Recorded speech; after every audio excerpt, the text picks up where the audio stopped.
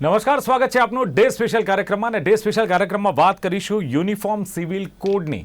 આ ચર્ચા એટલા માટે કારણ કે છેલ્લી કેબિનેટની બેઠક મળીને એમાં એક પ્રસ્તાવ પાસ કરવામાં આવ્યો અને ખાસ આ પ્રસ્તાવ હતો ચૂંટણી પહેલાંના જે મહત્ત્વના સમાચાર કહી શકાય કે કેબિનેટની બેઠકમાં જે આ પ્રસ્તાવ હતો એ સમાન civil code, common civil code, uniform civil code યુસીસીને લાગુ કરવાની ક્યાંક એક પ્રસ્તાવ મૂકવામાં આવ્યો. આ પ્રસ્તાવ પાસ થઈ ગયો છે અને એના માટેની નિવૃત્ત જજની અધ્યક્ષતામાં એક કમિટી બનાવવામાં આવશે. પ્રેસ કોન્ફરન્સ કરવામાં આવી અને એમાં ગૃહ રાજ્યમંત્રી હર્ષ સંઘવી અને પુરુષોત્તમ રૂપાલાએ સંબોધન કર્યું. હાલાકી આ સંબોધન ગુજરાતીમાં નહોતું, હિન્દીમાં હતું અને હિન્દીમાં તેમણે જે વાત કરી કે એક કમિટીની રચના થશે, મિનિમમ 4 લોકો હશે કમિટીમાં અને સમય અવધિ કેટલી રહેશે આ લાગુ કરવા માટે. તેમણે કહ્યું કે જ્યારે કમિટી જાહેર થશે અને રચાશે ત્યારે એની જાહેરાત કરવામાં આવશે. પણ સવાલ એ છે કે બંધારણમાં અનુચ્છેદ 44માં યુનિફોર્મ સિવિલ કોડનો ઉલ્લેખ કરવામાં આવ્યો છે. દરેક રાજ્યોને સ્વતંત્રતા આપવામાં આવી છે કે તેઓ યુસીસી લાગુ કરી શકે કે ન લાગુ કરી શકે, એની સ્વતંત્રતા આપવામાં આવી છે. ખાસ તો કયા કયા રાજ્યોમાં અમલ થઈ રહ્યો છે અને આખી વિગત શું છે યુસીસીની આ એક કાયદાની અને કઈ કઈ બાબતોનો સમાવેશ ખાસ કરીને આ કાયદામાં થાય છે. આ કાયદાની અસર આવનારા દિવસોમાં કયા પ્રકારની સામાજિક ક્ષેત્રે, રાજકીય ક્ષેત્રે કે ધાર્મિક ક્ષેત્રે પડી શકે છે એ ચર્ચા કરવી છે. અને સાથે ધાર્મિક જે માન્યતાઓ છે, અલગ અલગ ધર્મના લોકો જ્યારે અહીં રહેતા હોય ત્યારે એમની માન્યતા અલગ અલગ હોય છે. તો આ યુસીસીથી એની કોઈ અસર લાગુ થવાથી પડશે કે કેમ અને એક નિષ્પક્ષ કાયદો બને કે જેને કોઈ ધર્મ સાથે નિસ્બત ન રહે. ત્યારે જાણીએ કે યુનિફોર્મ સિવિલ કોડ યુસીસીની સંપૂર્ણ ડિટેલ જાણવા માટે મારી સાથે દિલ્હીથી વરિષ્ઠ પत्रकार એવા अशोक वानखेड़े जोड़ाया है. अशोक जी, स्वागत है आपका गुजरात न्यूज में. नमस्कार. नमस्कार सर. यस अशोक जी, क्या कहेंगे आप? गुजरात सरकार ने मास्टर स्ट्रोक तो मार दिया, हालांकि चलो इलेक्शन को मद्देनजर रखते हुए ये मास्टर स्ट्रोक हो सकता है, पर ये यूनिफॉर्म सिविल कोड दरअसल है क्या? देखिए, इसको मास्टर स्ट्रोक कहने के बजाय मैं पॉलिटिकल गिमिक्स कहूंगा. ये राजनीतिक पेतरा है. क्योंकि कॉमन सिविल कोड ये बहुत दिनों से बात चल रही है. सर्वोच्च न्यायालय ने भी कहा, और यदि मैं आपको पीछे ले जाऊं तो आपको ताज्जुब लगेगा कि कॉमन सिविल कोड ये कांग्रेस की ओरिजिनल डिमांड है.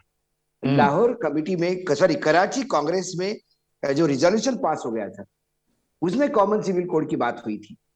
और उसके बाद कॉमन सिविल कोड जब देश आजाद हो गया तो बाबा साहेब आंबेडकर, जो जिन्होंने संविधान की कमेटी की चेयरमैनशिप की थी, अध्यक्षता की थी, और जो संविधान लिखने का जिस कमेटी के पास जिम्मा था, वो और जवाहरलाल नेहरू भी कॉमन सिविल कोड की बात कर रहे थे. लेकिन उन दोनों के पर्पज अलग अलग थे.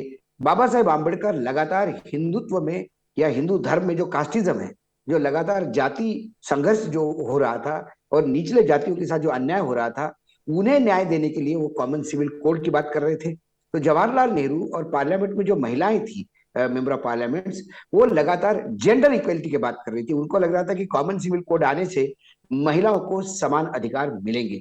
सारा खेल उसके था. लेकिन धीरे धीरे अब ये कॉमन सिविल कोड का जो मेजर फोकस है वो सिर्फ मुस्लिम हिंदू डिवाइड पे चला गया है. हमारे देश में कॉमन सिविल कोड की जरूरत है क्या? यदि मुझे कोई पूछा जाए तो मैं पूछूंगा कॉमन सिविल कोड किस लिए चाहिए. क्योंकि हमारे देश में जो कानून के 2 सेट्स है, एक लॉ, सिविल लॉ है, एक पर्सनल लॉ है. कॉमन सिविल कोड ये पर्सनल लॉ के साथ अटैच्ड है. यदि पर्सनल लॉ के लिए कॉमन सिविल कोड है तो बाकी सिविल लॉज के लिए तो सिविल कोड है ही. सिविल लॉज तो सभी देश में सभी जाति धर्म को लागू है. लेकिन कॉमन सिविल कोड में क्या क्या आता है? उसमें शादियां आती है, डाइवोर्स आता है, जो वारिस जो होता है वारिस तय करना उसमें वो आता है. प्रॉपर्टी का डिवीजन, जब कोई घर में डेथ होती है तो महिला और पुरुषों को, जो भी बच्चे भाई बहन होते हैं, उनमें प्रॉपर्टी का बंटवारा होता है क्या? प्रॉपर्टी इनहेरिट होती है क्या? आप गोद लेने की जो सिस्टम है वो अलग अलग धर्मों में अलग अलग है. इस वजह से पर्सनल लॉज अलग अलग अपने यहाँ है. अपने यहाँ हिंदू कोड बिल भी है, मुस्लिम पर्सनल बोर्ड भी है. तो हिंदू कोड बिल में तो सिख, जैन, बुद्ध, ये तमाम लोगों को जोड़ा गया है. हालांकि सिखों ने बहुत विरोध किया था तब. और जो हिंदू कोड बिल से जो अलग रखे हुए लोग हैं वो क्रिश्चियन है, ज्यूज है, पारसीज है, मुस्लिम्स है. तो इनके अलग अलग अपने पर्सनल लॉज है. हमारे देश का संविधान जो है वो आर्टिकल 25 और 28, ये संविधान में हमें कोई भी धर्म अपनाने को और धार्मिक परंपराएं निभाने को स्वतंत्रता देता है. लेकिन फिर जो हमारे यहाँ आर्टिकल, दूसरा एक आर्टिकल है, आर्टिकल 44, जो डायरेक्टिव प्रिंसिपल्स के साथ जोड़ के इस देश में सभी भारतीयों के लिए एक कानून की बात करता है। लेकिन ये जो पर्सनल लॉ है, यदि आज हम कहें कि Hindu personal law, Hindu code bill जो आया था, क्योंकि तब कॉमन सिविल कोड नहीं आ पाया था, तो हिंदू कोड बिल आया। जब हिंदू कोड बिल आया, वो one of the most progressive bill था। वो एक कॉमन सिविल कोड का ही प्रारूप था, क्योंकि उसमें हिंदुओं की तमाम परंपराओं को तोड़ते हुए विडो मैरिजेस से लेकर तमाम चीजों को अपनाया गया था, और एक महिलाओं को एक समान अधिकार देने की बात हो रही थी। तो महिला सांसदों का जो विरोध था तब, वो भी शम गया, क्योंकि उनको लगा कि हमारा साथ दे रहा है और हमें इक्वल दे रहे हैं। तो हिंदू कोड बिल एक मॉडर्न तरीके से यदि हम बोले तो यूनिफॉर्म सिविल कोड का ही एक हिस्सा था। इतना मॉडर्नाइजेशन किया था उसने। यदि कॉमन सिविल कोड यदि कल हमारे देश में लागू होता है, तो ये एक आम धारणा ये है कि मुसलमान हिंदू एक हो जाएंगे। आज भी हमारे यहाँ ऐसे कई कानून हैं, और वो कानून आज से नहीं, ब्रिटिश राज से है। जैसा हिंदू विडो रीमैरिज एक्ट 1856 में बना था, 1856 में रीमैरिज का अधिकार दिया था। फिर marriage married woman property act 1923 में बना था। हिंदू इनहेरिटेंस एक्ट 1928 में बना था। Hindu woman right and property act 1937 में बना था।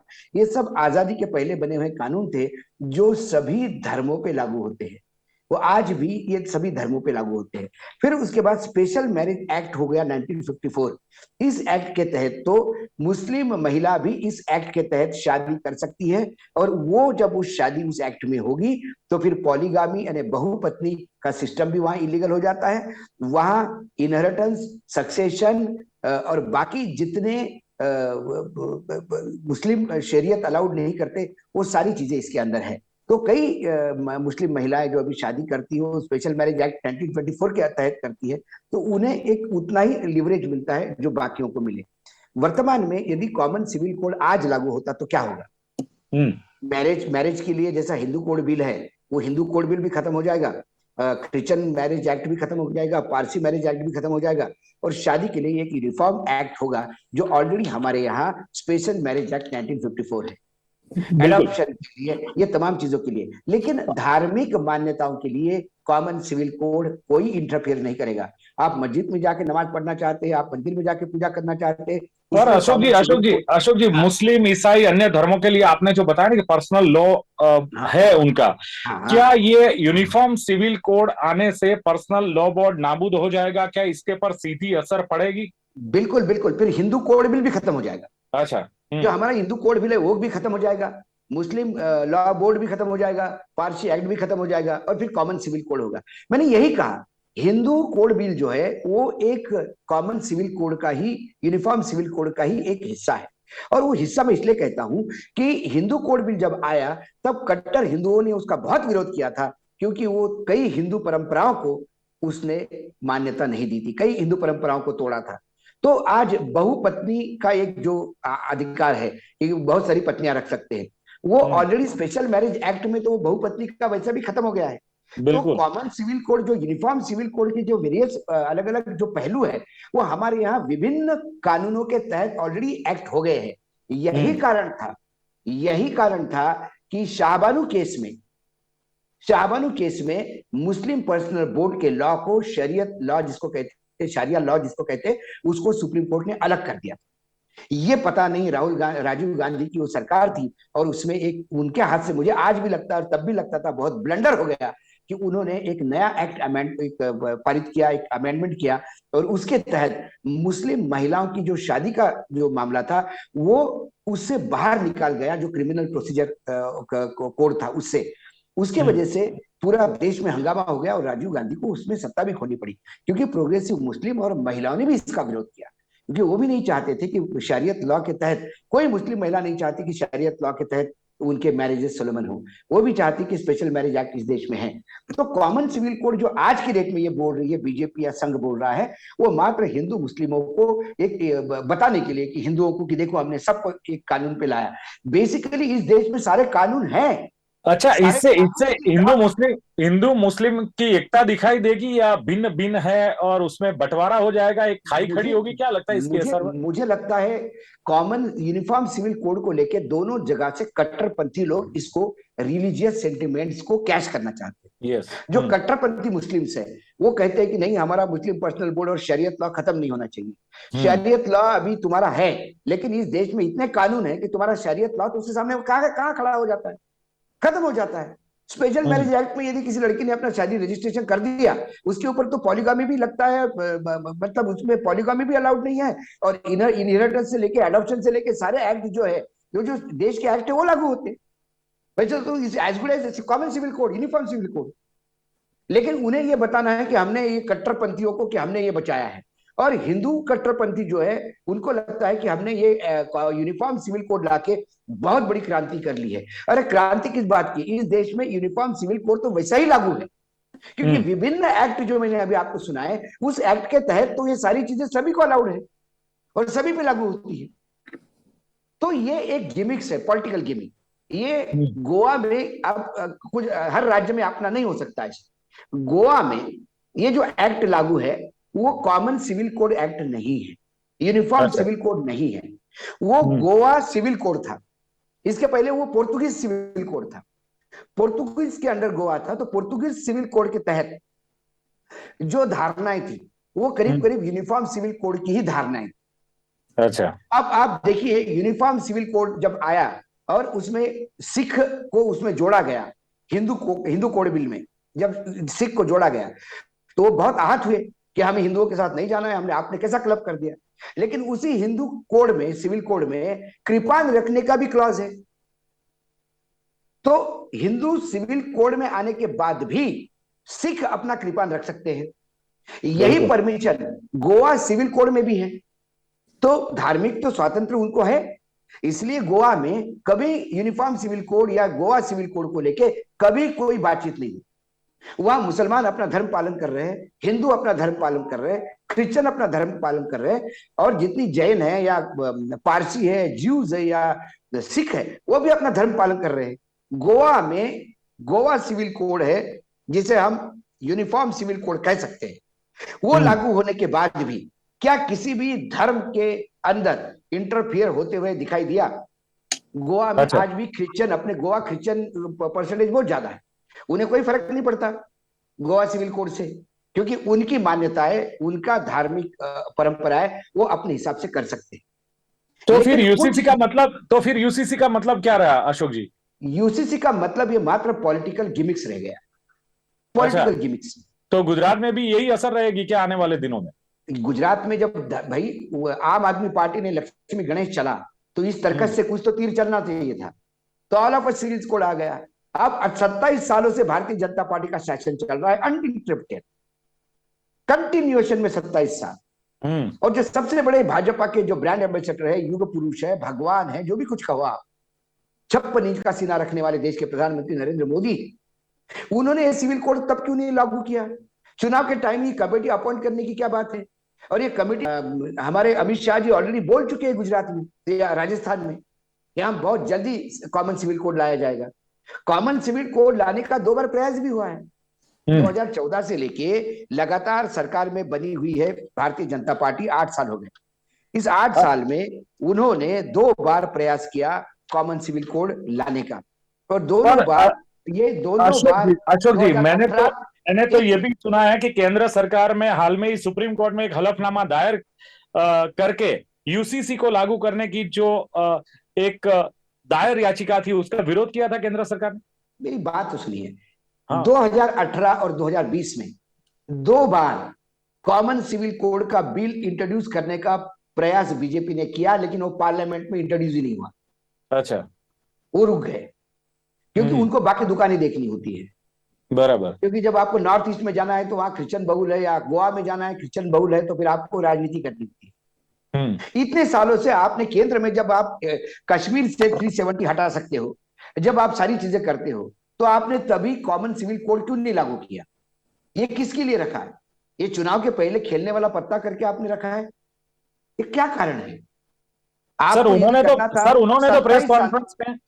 तो प्रेस कॉन्फ्रेंस में ये बोला कि पहले राम जन्मभूमि के नारे लगते थे, फिर 370 के नारे लगते थे, यूसीसी के नारे लगते थे, एक के बाद एक हमने ये नारे बंद कर दिए, और आखिर में यूसीसी भी गुजरात में लग रहा है। नहीं, सवाल ये है, यूएपीए भी लाए आप, आप वो 10 चीजें लाए, उसका इम्प्लीमेंटेशन कहां तक हो गया? आसाम में ही फंसा पड़ा हुआ है वो। तो आप तो नारे लगाते हैं, आपने मंदिर बनवाया। मंदिर आपने नहीं बनवाया, मंदिर सुप्रीम कोर्ट ने बनवाया। हाँ। सुप्रीम कोर्ट का डिसीजन नहीं होता तो आपकी औकात नहीं थी। आप 2014 से थे, 2014 से लेके सुप्रीम कोर्ट का डिसीजन आने तक आप क्या कर रहे थे? पत्ते खेल रहे थे कि मजे मजे ले रहे थे देश की? यदि आपका एजेंडा था और आपके पास 2019 में मैसिव मैंडेट आया था, 300 प्लस आ गया था, आप एक झटके में दोनों हाउस का कंबाइंड सेशन करके, राज्यसभा में आपके पास यदि नहीं है तो एक प्रावधान है कि आप राज्यसभा और लोकसभा का एक कंबाइंड सेशन लेके पास कर सकते हैं, और उसमें हम्म। पास हो सकता था। आप आज भी सिविल कोड क्यों आप गुजरात में कमेटी लेते हैं? क्यों आप धामी के यहाँ कमेटी लेने की बात करते हैं? वो कमेटी, धामी की जो कमेटी बनी उसका क्या हुआ? आज धामी को भी सत्ता में आके 2-4 महीने तो हो ही गए ना। उस कमेटी के बारे में कोई बात ही नहीं होती, वो तो चुनाव के टाइम पे बात हुई थी। आपके यहाँ इतने दिन से छोड़ दीजिए गुजरात, नरेंद्र मोदी क्या अगले पार्लियामेंट में ये बिल इंट्रोड्यूस करने जा रहे हैं? यस। उन्हें कौन रोकता है? हम्म। विपक्ष नहीं के बराबर है पार्लियामेंट में यदि नंबर का आंकड़ा करूं तो। राज्यसभा में भी आपके पास बहुत सारा बहुमत है, क्योंकि आपने 370 वाला बिल राज्यसभा में पहले पारित किया और ये दिखा दिया कि राज्यसभा में भी हम नंबर इकट्ठा कर सकते हैं।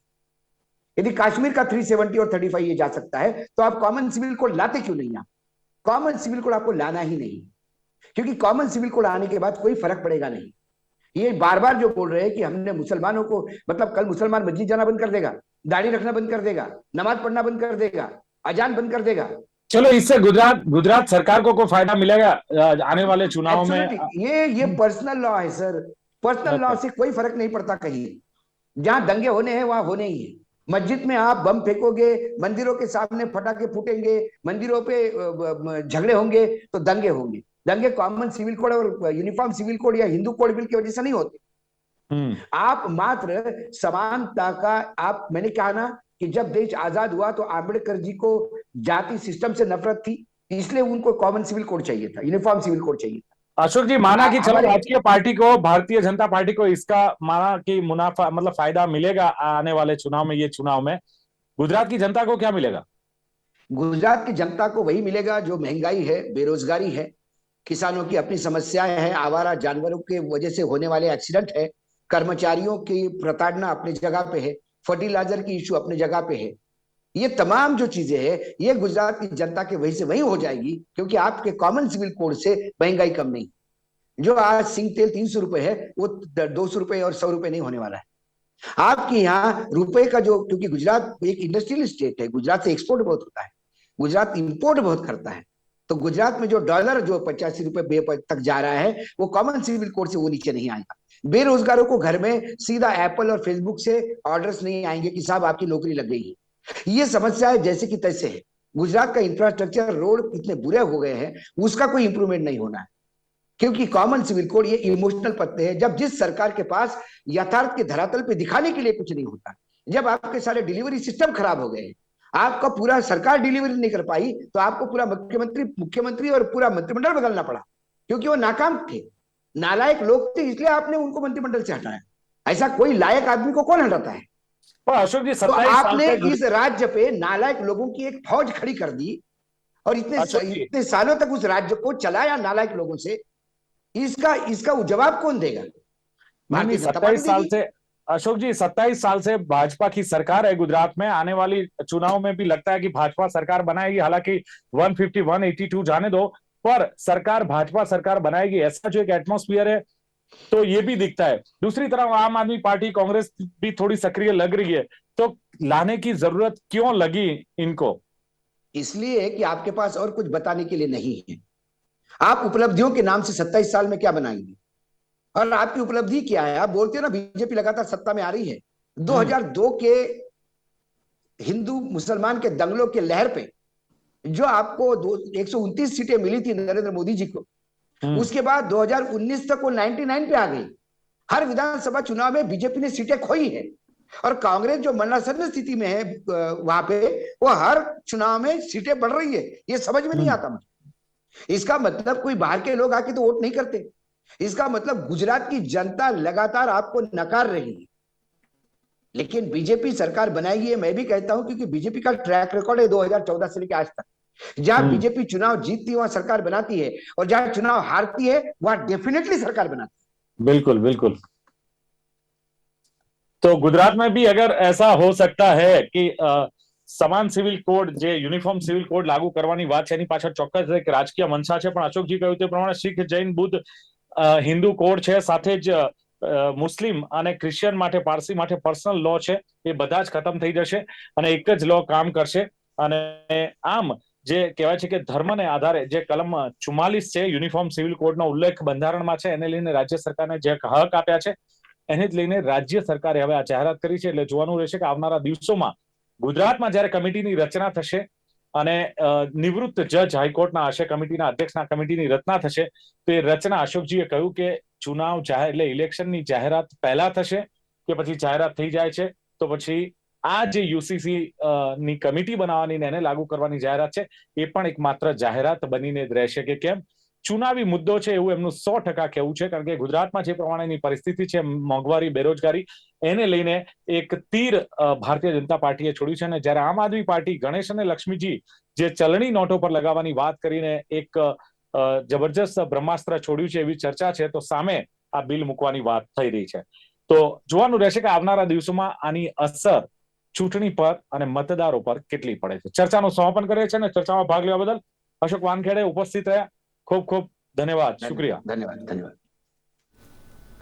તો દર્શક મિત્રો, ડે સ્પેશિયલ કાર્યક્રમમાં હતી યુનિફોર્મ સિવિલ કોડ જે ગુજરાતમાં લાગુ થવા જઈ રહ્યો છે, શું છે એની અસરો, શું છે અને આવનારા દિવસોમાં કયા પ્રકારની અસરો ધાર્મિક, સામાજિક અને રાજકીય ક્ષેત્રે થશે એની ચર્ચા. ફરી મળીશું ડે સ્પેશિયલમાં એક નવા દિવસ સાથે, નવા મુદ્દા સાથે. જોતા રહો ગુજરાત ન્યૂઝ. નમસ્કાર.